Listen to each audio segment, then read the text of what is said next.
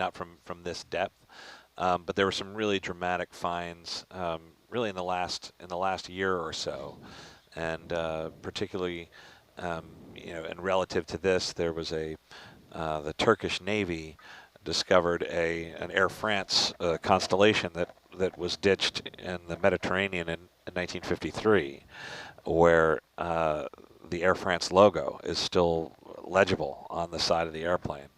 And then there was even more dramatic was the discovery by RV Petrel and the late Paul Allen's group, who found the wreck of an American aircraft carrier, the USS Lexington, and its associated aircraft in the Coral Sea, off of Australia, and where those planes, some of them were astonishingly well preserved, where especially there was an F4, F3 Hellcat, Wildcat fighter plane, and 7 Douglas TBD-1 Devastators that were,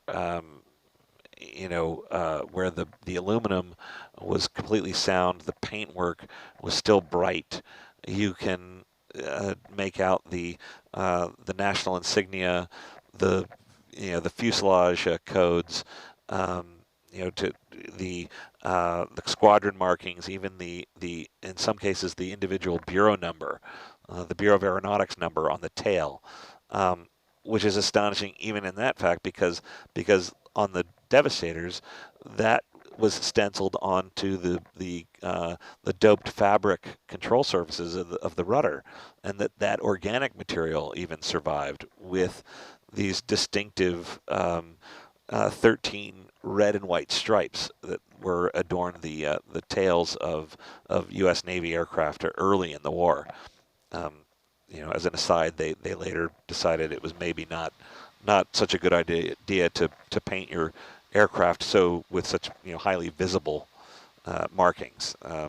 They went with more of these non-spectral sea blue or tritone schemes later. But yeah, so those aircraft. I mean, the ferrous materials don't seem to fare quite as well, but the aluminum and for some reason the fabric control surfaces were like appeared anyway to be perfectly preserved, and the only exception to that is that it seemed that some of the aircraft, the dive bombers, the Douglas SBD Dauntlesses, that were probably spotted on the deck closer to the fire and explosions that ultimately claimed the Lexington, that they were fire damaged before they went into the water, and that seems to have compromised the integrity of the aluminum. And when Megan Licklider-Munden is on duty, she's a materials expert and can give you more of the science behind exactly what's going on. But you could see the results of it in that the Dauntlesses, the dive bombers, seem to be very heavily corroded, especially in their center section, but the Devastators, the torpedo bombers, were, other than the damage that was inflicted on them just by falling through the water column, or in some cases one landed on top of another, but other than that they were incredibly well preserved. And in fact, even the Hellcat that Nautilus discovered inside the wreck of USS Independence in much shallower water than this was astonishingly well preserved. But the Lexington is the one I keep coming back to because that is in virtually the same depth of water. It's also southern Pacific, but not we're still quite a ways from the site of the Coral Sea battle, but similar depth and also a similar vintage. Lexington was sunk in May of 1942, so just 4 years after the loss of Samoan Clipper. So there's reason to to be optimistic anyway that the conditions prevailing here are similar, and that we may find Simone Clipper has survived, similarly. And just like the, commercial flight has advanced so much in the last 8 decades, so has our scientific technology and, diving deep and seeing what's below the surface of the ocean. What sort of technology was the Navy working with at the time that the Samoan Clipper went down in 1938? And, what did they find based on their capabilities? Well, I can tell you that there was a very, very strong desire to recover the plane and the crew. The texts of the radiograms say, wish to exhaust every possibility.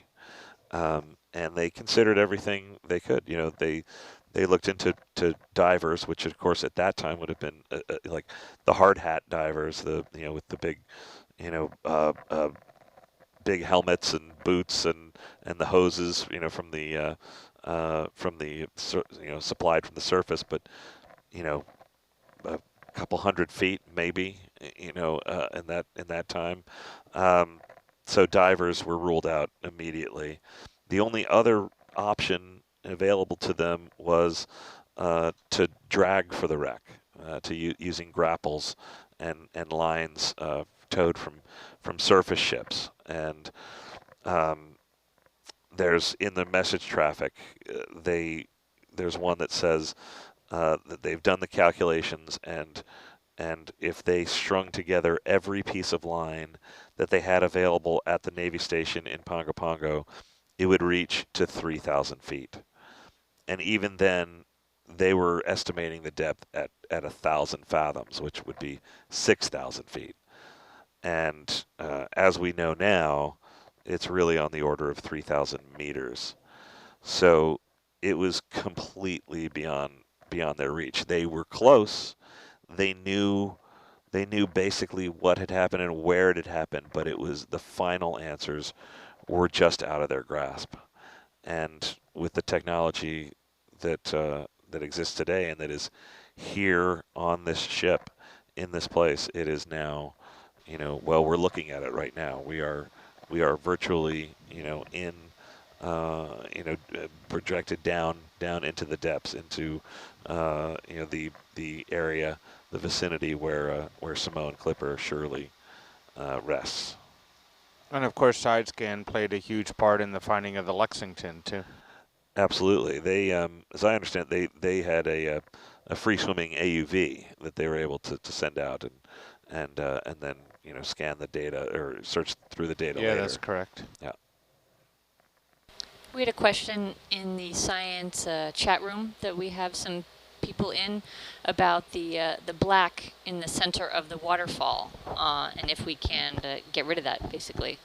So the black that you see in the center is called the nadir. It is the blind spot. It's where there is a lack of data coming in, and this results from the 2 transducers that are located on Argus that send out signals in a diagonal or angular pattern. So as a result, there's a blind spot where there is no data received. So we can take this data and post-process this and remove that nadir to close in the gap and mosaic these lines or strips to create a larger overall image of the seafloor. And we also have the visual record from the camera as well to fill in that gap. Yeah, that's an extra bonus that we didn't actually anticipate coming in, but is a real pleasure to have. Yeah, so normally you would plan these lines so that you had sufficient overlap to fill in those gaps, but as a result of having Argus's cameras, we can push it a little bit on our line spacing and know that we have the camera covering the gap. And that should allow us to cover more ground and search more of the area. What's the distance as to how far out the side scan sonar goes from what we're seeing from Argus's camera? So I believe the field of view for Argus was about 20 meters. So that's what we're seeing on the video images from the seafloor. The side scan sonar has 2 ranges that we have it set out, but at maximum, it's 150 meters on each side that we can see out. And you lose resolution as you go further out. So that's one consideration to take into account.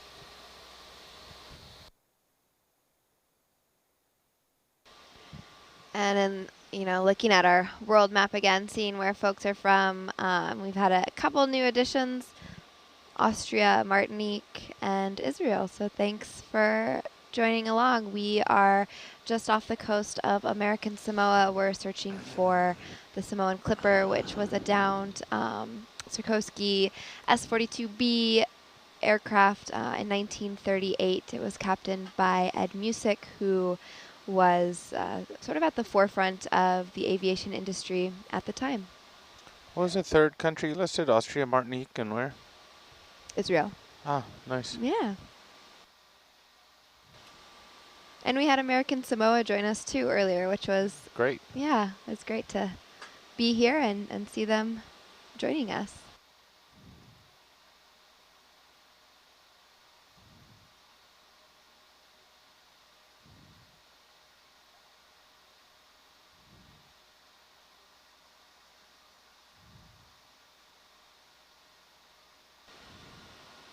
And again, we're cruising at about just over 3,000 meters, so that's just over 10,000 feet. And scanning through an area of about 2 square miles, which is also about just over 5 square kilometers.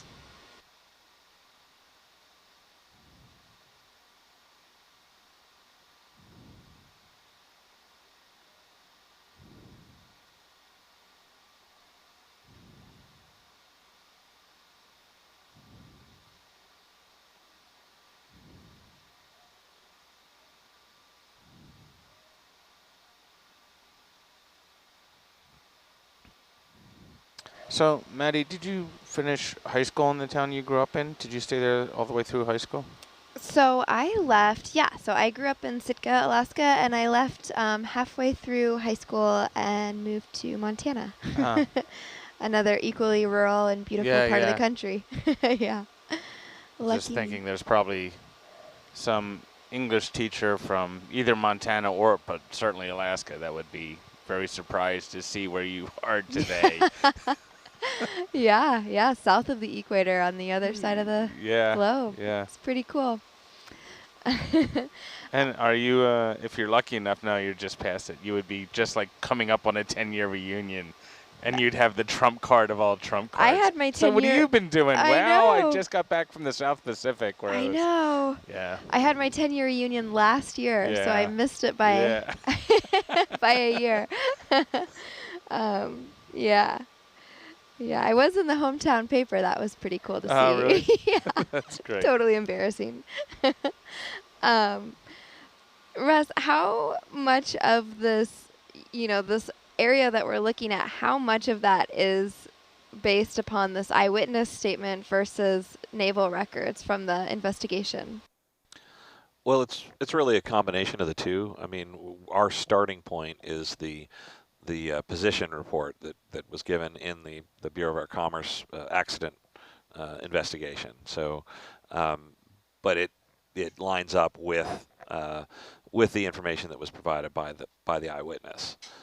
So that was her testimony was combined with what the was found by the crew of the USS Avocet and seen by Lieutenant Williamson. So it's really a combination of the two.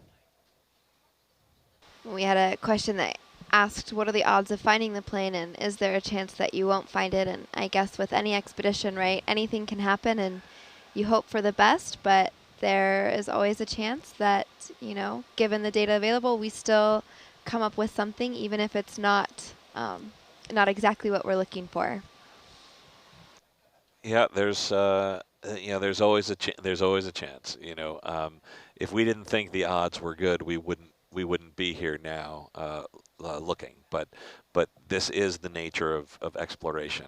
that we are going into the unknown and searching for answers. And so, part of the part of that experience and is the uncertainty and not knowing what paths will ultimately lead to success. But I think that that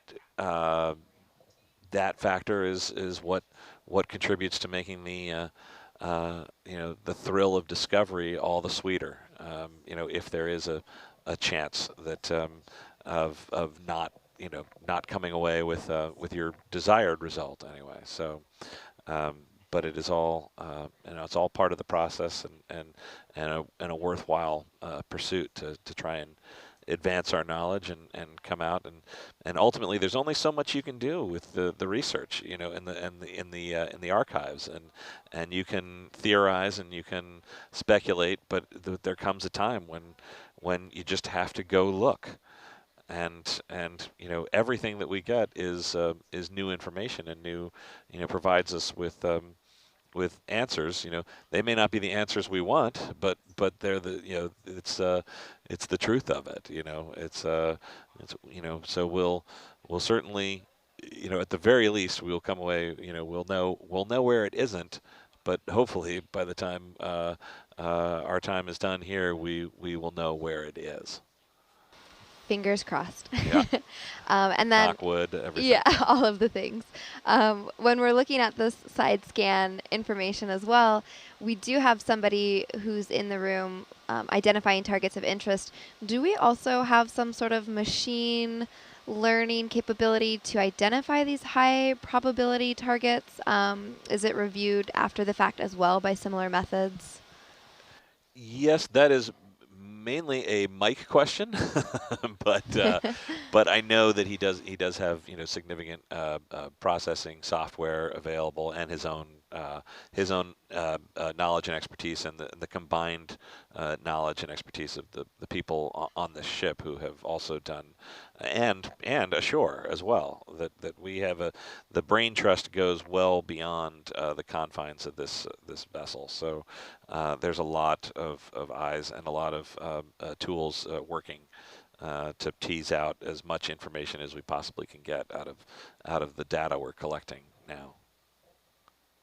Absolutely. This live streaming capability invites viewers from all different backgrounds and all corners of the world to contribute both their questions and their knowledge to the research. So we're really fortunate in being able to connect with everyone.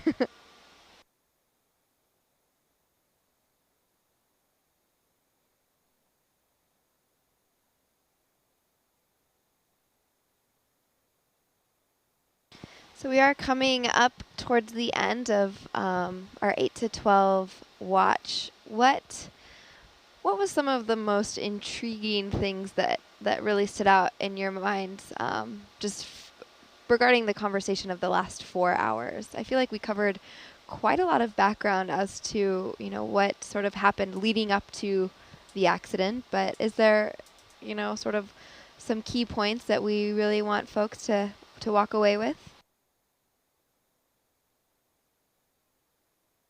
I guess this is a little different than the Simone Clipper specific, but I think having a live stream for a project like this is really important to demonstrate to the public that it's not as easy as just putting this in and finding a shipwreck. It takes a long time.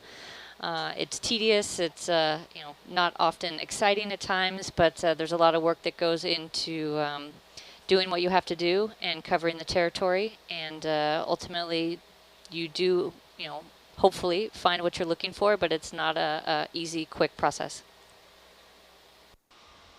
Definitely, we always throw out that number that 95% of the ocean is unexplored, which of course is less than the surface of Mars. And when you jump to depths that we're at, that number goes up to around 99%. So really, this research is in uncharted territory in a lot of ways, which is incredible and just highlights sort of the amount of work that goes into a project like this. This is not work for the faint of heart either.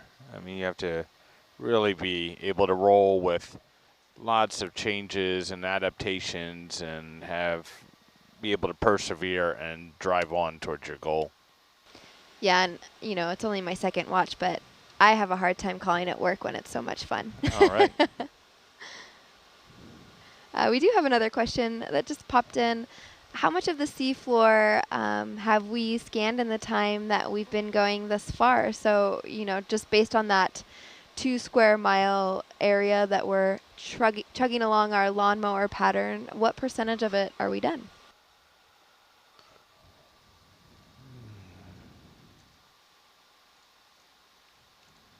That's a tough one.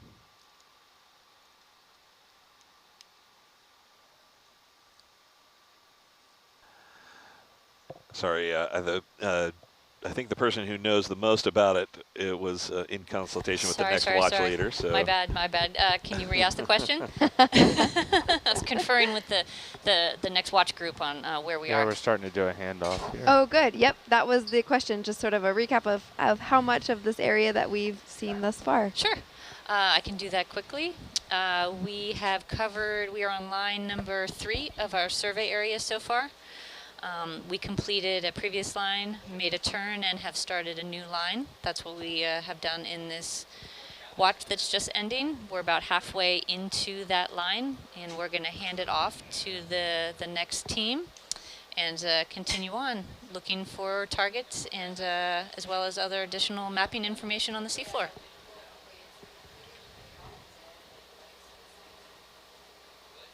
All right, great segue. I'm handing it off to Brian, who is the SCF for this next watch. we'll see y'all in 8 hours. Ish.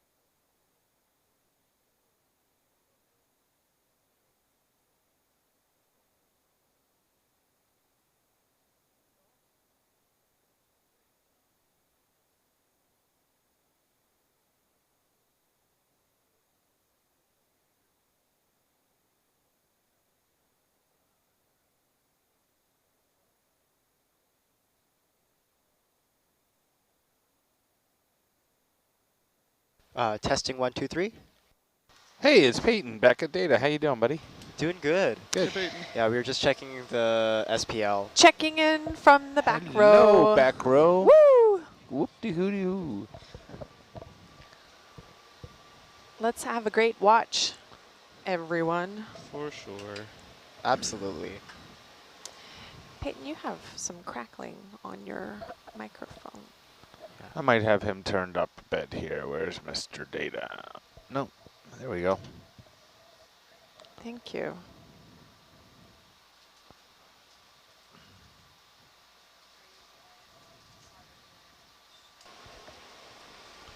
So we have a question coming in about how many of our search lines we've scanned so far. I think we're on line 3. Line 3? Okay. Yeah. I think that's right. And our next target is going to be target number 13, which is 13? my lucky number. Nice. It's going to have 4 engines, 118 feet, 2-inch wing. Feeling optimistic about this. It's going to be right there in the middle of the field. We're on line number 4. Yeah. Oh, 4. Line 4, thank you. And it's not even going to be on side scan. It's going to be visual right in the center of the camera. I'm crossing my fingers. That would be, you know, unusual that you get that lucky.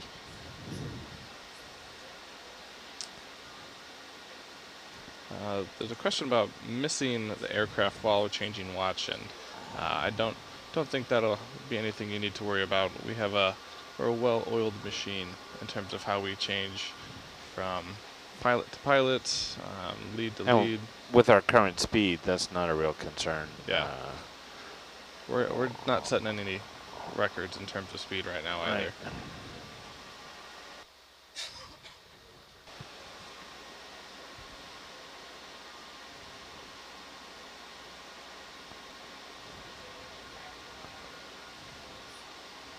Yeah, we're less than a knot. Less than a knot? Yep. Yeah, we're blazing speed. And we do kind of a staggered handoff, so it's not just everybody stops doing their job at once and walks away and the new people step in. It's position by position.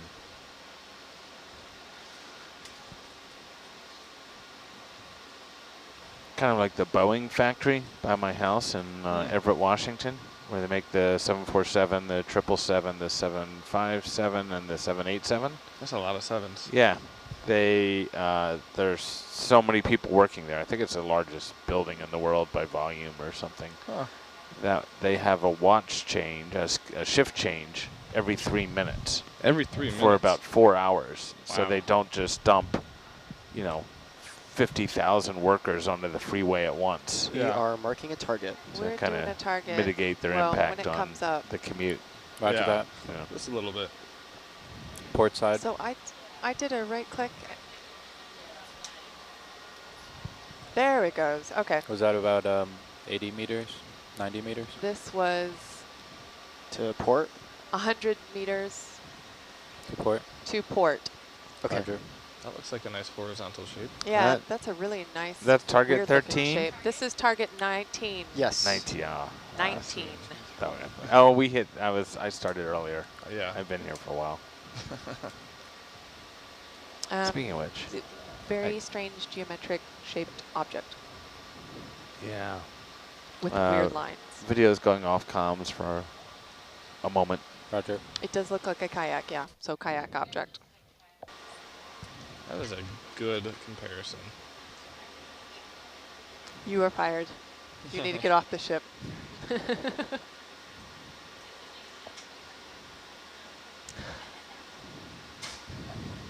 want to see if there's anything else next to it. This. And we're on line 13? We're on line 13. Oh, I probably should have done it here. Yeah. With it.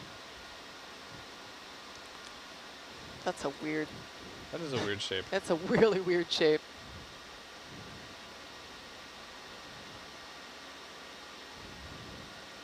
It looks like the Denver airport tents. Huh. How did they get down here? Are you done? What's the file name? The file name? I'm all done with this, so if you want to Oh, close it thank out, you you. can. Yeah. So those of you asking about our possible targets located so far, that was number 19. And we are looking for things that are not blobby underscore shaped. 13, I think. Underscore. Underscore 13. Great. Okay. 13 or 19? File Sorry. name. It is target number 19. Okay. Yeah.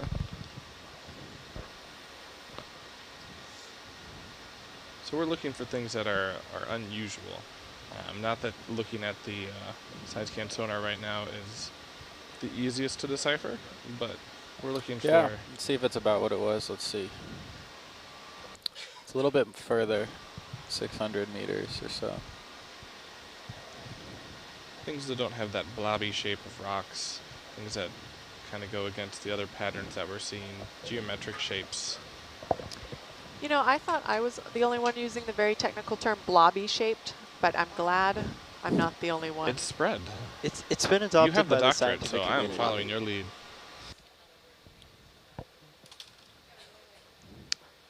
Rounded. Make it sound professional, Peyton. Just like free form. Looking for irregular polygons. See, there we go, Brian. Blobby. Blobby. Blobby is just fun, too. Blobby. Blobby. Blobby.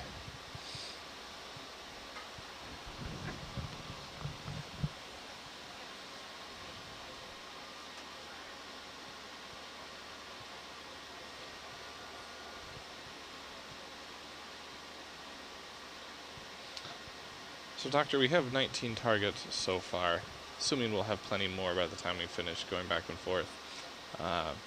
From there, what's kind of your next steps in terms of which one do you dive on first when considering our...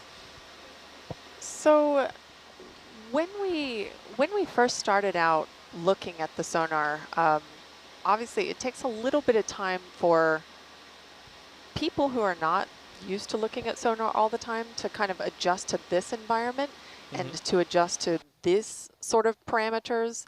So right now when we're running the sonar, it has a lot of noise in the waterfall, and it also has a lot of stretch and a lot of bounce to it. So usually things in sonar will look a very particular way because we're actually dragging the sonar. In this instance, we're dragging Argus, which has a sonar on it, and it's not usually what we do. So as a consequence, we kind of have to adjust what we're looking for to get used to this environment. So I think that when we were marking targets, I think that it's going to be the case where probably half, if not more, of the targets that we marked in the beginning will turn out to be rocks, just because we didn't quite know the signature of the rocks here yet, based on how we have our settings. But in the end, it'll basically be a consultation between the science team, and we'll rank them in order of priority and in order of ease of going back and finding them, and then drag the Argus back over for a couple of passes. Sonar looks different when you pass it a different way. So if we turned around and passed what we're seeing now in a different direction, it would look different. So we got to pass it a couple times in order to make sure that it still looks as good. And then we want to drag Argus over top of it to see what's actually going on there, if it looks very promising. Okay. And if it turns out to be the wreck, then we bring back up, hook on Hercules, and start our second phase of documentation. Followed by happy dancing. Happy dancing? Actually, I think that would be preceded by happy dancing.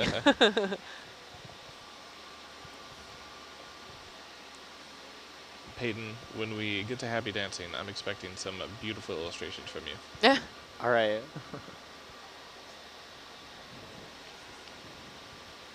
I'm pretty excited about that kayak that we just passed. That looked, I to mean, me, something very unusual. that was the most unusual thing that I've seen so far down here. And that was right at the beginning of our watch, too. I mean, I'm that good. We are the best watch. And a kayak shape, not to say that it is for sure what it is, but would probably closely resemble maybe the wings, potentially? If you were to identify or compare it to a part of the shape? So it's very, very difficult to start going down the route of what does it look like on sonar, just because when we're looking at something with our eyeballs, of course, we think that we're looking at a picture. But sonar is, of course, a return from sound waves. Yes. So we're looking at a picture of what it sounds like underwater, which is very strange to get your head around. So we can start to make up all kinds of things that we think that it resembles, because we know that some sonar images actually do resemble 100% what we're actually looking at. Some don't. It depends on how we pass it and the settings like we just discussed. So that could be stretched oddly. It could have a wiggle in it that that's making a shape that then is recognizable to our eyes. But for me, it actually looks like the fuselage, but we know that the fuselage itself has a rendering. I mean, it's rendered in 2 different parts from the explosion. So for me, it could be a tail section with some holes in it, but I don't know. Well, I would trust your judgment way before mine. Well, let's bring the caveat into here that I am not a sonar expert by any stretch of the imagination. I am an underwater aircraft expert, but no means a sonar expert. So we can all probably contribute as much as I can. Well, you have a growing fan club pouring question and comments in, both husband and sister. Hello, Timmy. How is our puppy? Now, is the puppy's name somehow related to archaeology? No, actually, it's not. No. I'm sorry. I'm not that hardcore. Our dog's name is not Indiana Jones. Sorry. What is your dog's name? Clipper. Our dog's name is Cooper. Oh, that's pretty good. Well, no. So this project is not the first project I've been on, and we've had Cooper for about 3 years now. So I don't know. We could have gone with an airplane name, but my husband is definitely not aviation enthusiast related. So,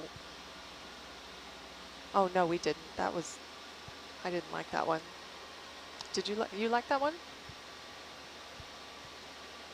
Oh, sorry, we're talking about targets.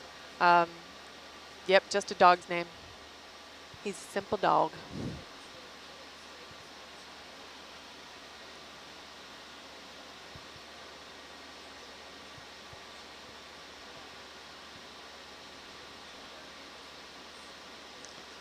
That last target that we looked at, do you have any estimate based on the sonar signature about how long it may have been?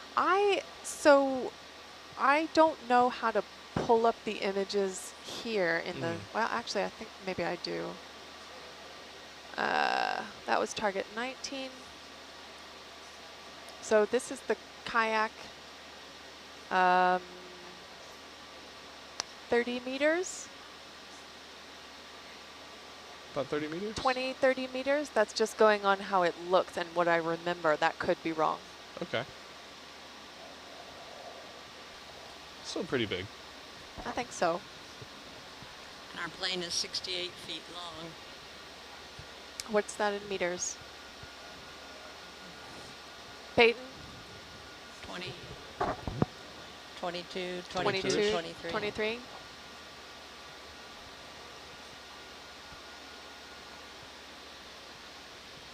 And that last, so Lonnie, I just wrote it down just in case. That was on starboard side? Like that was on port side. Port side. Is Ed in the van? It is not. Okay. At the moment. I'm hearing a crackle when both Peyton and Lonnie speak on their microphones. No, not like. How close is the microphone to their face? Close enough. It might be nothing. Does nobody else hear it? No. Okay. Never mind then. It's just me. Sing us a song, Peyton. Sing us a song. We'll test it.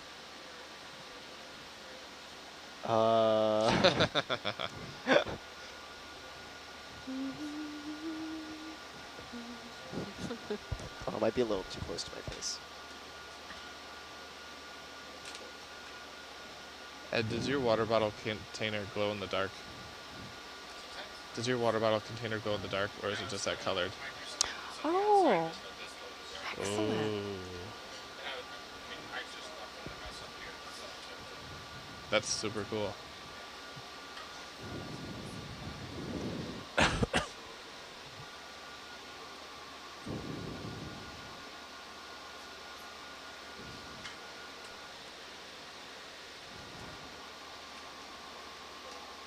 So Rennie, in the sonar in front of us is that brightly colored blob outcropping of rocks, or Summer, you see this thing coming up? Okay.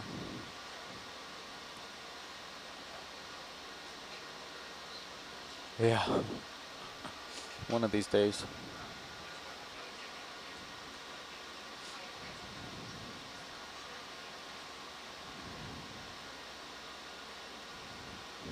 it's pretty big. It's still up.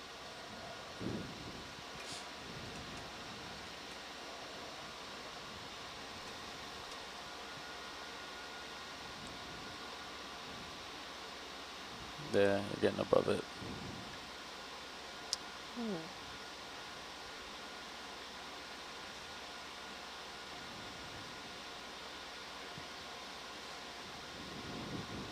Yeah.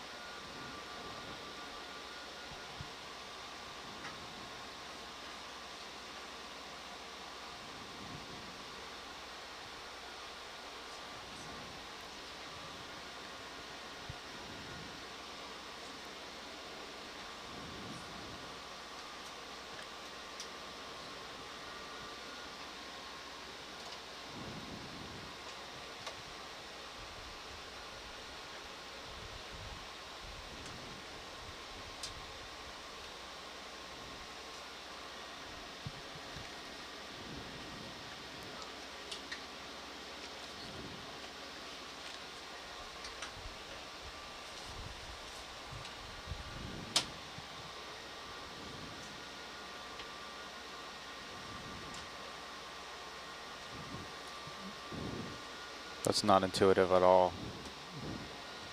A wiper tool, and then you click on it. That's just like clear targets or clear measurements. I know, I'll use the wiper tool. Yeah.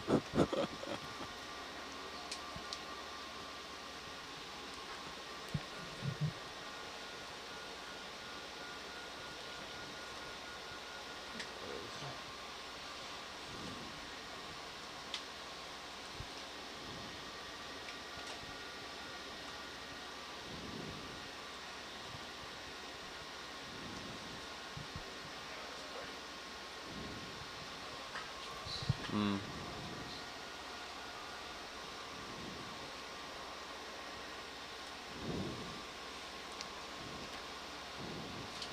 So thanks for joining us, everyone. We are still diving with Argus, and Argus only. And Argus is actually being towed behind the Nautilus right now. And we're taking advantage of the Edgetech 4200 side scan sonar to make our passes across our search area, which is about 2 square miles. We're traveling about, I think we're just about a knot or so, so we're not going incredibly fast, but that's okay because we want to get as great of images as possible, and we are searching for the Samoan Clipper.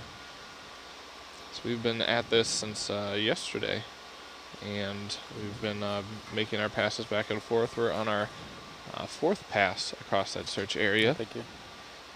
And the Samoan Clipper, for those of you who haven't heard of it, was a Sikorsky S-42B aircraft, and unfortunately in January 11th of 1938, its captain, very famous pilot at the time, Ed Music, as well as his 6 crew members on their way from Pago Pago, American Samoa, where we're currently located, to Auckland, decided to turn around based on an oil leak and based on the eyewitness account that was available. Was dumping fuel, was able to make emergency landing, and then shortly after suffered some type of explosion. You know, I was thinking about that, Brian. Something went wrong on the way back. He was trying to make a landing in Punga Punga Harbor. He was. And he put down out here. Things went from bad to worse. Was not a good day for him. And then even worse yet, once he got it down, either landed or on the surface or close to it. So there was a reason for him to get down quickly. Well, there was one theory that the plane actually caught on fire and he put it down where he was fast to try to put out the fire. And so they were already in an emergency situation. Also, he may not have felt he had dumped enough fuel to get around that ridge. Over that ridge and take the dive into the landing area, which was the landing area for the Clippers was only 1/4 of a mile by 2 miles long, so it had to be a precision landing. Correct. Right, and no pilot in their right mind, especially on an overladen aircraft, would be flying into a box canyon like that. But the eyewitness was at the northern tip of the island from where we were. The eyewitness was close to the tip. So we do know that there's a reason why he was out here, which was to dump more fuel. Okay. So, yeah. So he may have been trying to go around and stall a little bit in terms of giving him more time to dump more fuel to make himself lighter. Saw it, thanks. Correct. So he was out. He wasn't in the vicinity of the harbor specifically because he was trying to dump fuel. Mm-hmm. So what happened during those couple of minutes, that's what we don't know. But we do know why he was out here as opposed to being near the harbor. Right, right. Yes, I don't think he intended to taxi for 12 miles. Right. He just had to put it down fast. Yeah. Was he aware that, I think we had mentioned Objection, conjecture? For sure. Go ahead. That, no, you're fine. Based on Pan Am's thought that it may have been the vapors from the fuel that may have caused the explosion, was that a type of thing that a pilot may potentially have been aware of? Could have been a possibility, or? Well, it must have been, because it sounds like they turned the radio off. Absolutely, exactly. He said we're not going to transmit over the radio while we're dumping the fuel. Mm. Also, there had been some plane accidents caused by the ignition of fuel being dumped, and there was a new regulation that these dump valves had to be capped, but as the S-42B was still in a way an experimental aircraft, they slipped through that regulation. Mm. And aren't the dump valves on propeller aircraft frequently close to the propellers so that the spray will... Yeah, I'm doing it. Okay. Thank you. Push the... Push it out behind. Yeah, but the engines on those aircraft are very close to the cabin. Yeah. It's about 90 to the port. Roger. Target 20.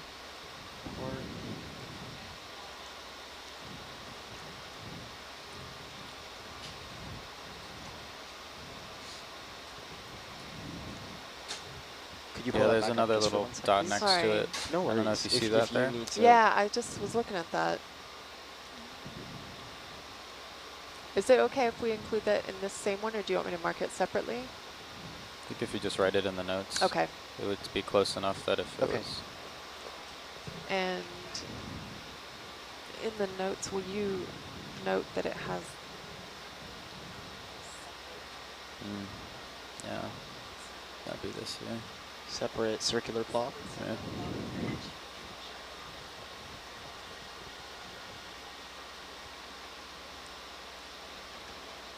And then for the main one, what do you want me to write for notes?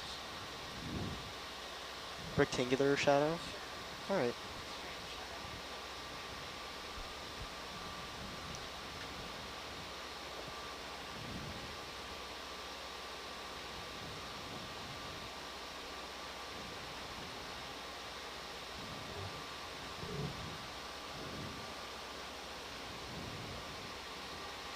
For those of you asking, we do still have Hercules here. We're just not currently diving with Hercules. By using Argus as a tow fish and being able to use it to scan, we can cover a much larger area, since even though we have a general idea of where we believe the wreckage of the plane may be, we have no definitive coordinates.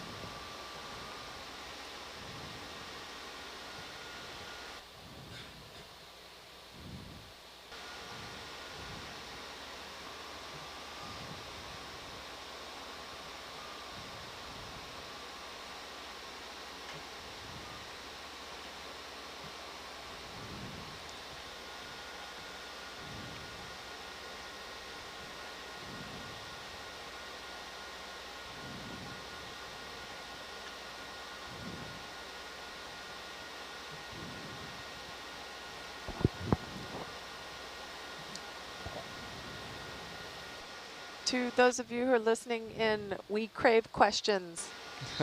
So please ask us anything.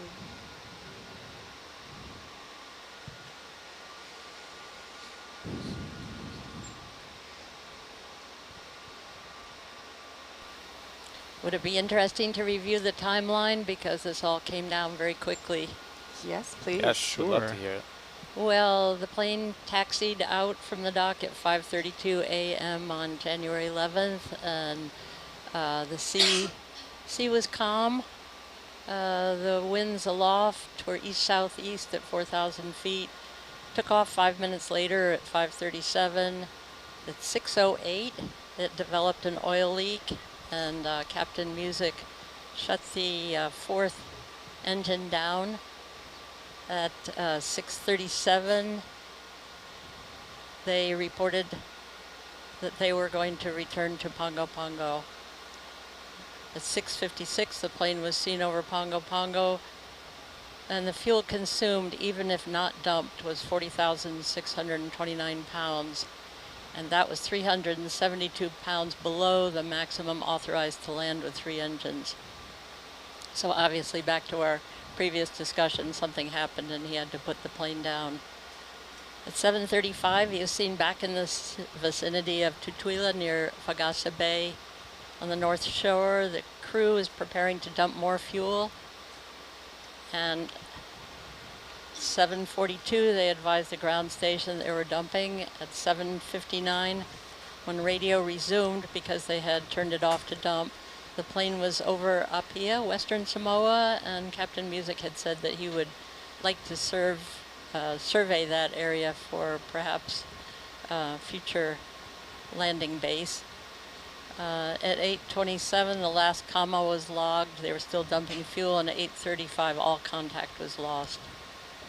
So it all happened within 3 hours. It's interesting that they had already worked up the maximum landing weight with 3 engines. So would back then they even have had POHs for pilot's operating handbook for him to run through emergency procedure like that and be able to have those pre-known? Yes, actually, he actually could have proceeded on 3 engines because they had a protocol for that, but from what the accident report said, that he was probably afraid of losing too much oil. Right. On that long flight. Because the oil was shared amongst all 4. Right. So yeah, they were taking off to go to establish the New Zealand route. So they had, like, what is New Zealand? It's like 2,000 miles away? 1,800 miles away? 1,800, 1,800. right. So, and how much we could calculate for funsies. Fuel on board. So, if you know how much fuel the engine burns per hour. Yeah, so that's why they had that calculation, even though they hadn't had a report of it. Mm-hmm. But even after contact was lost at 8:35, he flew westward offshore Fagasa Bay, making a wide circle northward away from the land, and that's when the eyewitness saw what she thought was fire coming from the wings, but it was actually fuel. And smoke, yeah, smoke. Do you know she where saw smoke. the fuel dumps on these wings were? Were they right behind the engines, or were they at wingtip, or probably near a pump? Yeah, each tank had a dump valve. A gravity dump? So the two dump valves on a pair opened by cable tension and closed by a spring mechanism. Right. Operated by a single handle in the cockpit, but the hull tanks, of course, had to drain out to the wing tanks. Right. So it was thought that the flap actuator had a static, probably caused the explosion with static spark igniting the fuel, the dumped fuel. They probably wouldn't have had those little static discharge things hanging from the end of the wing at that point in time either. The kayak. 19. I named it the kayak. I'm a kayaker. It's stuck.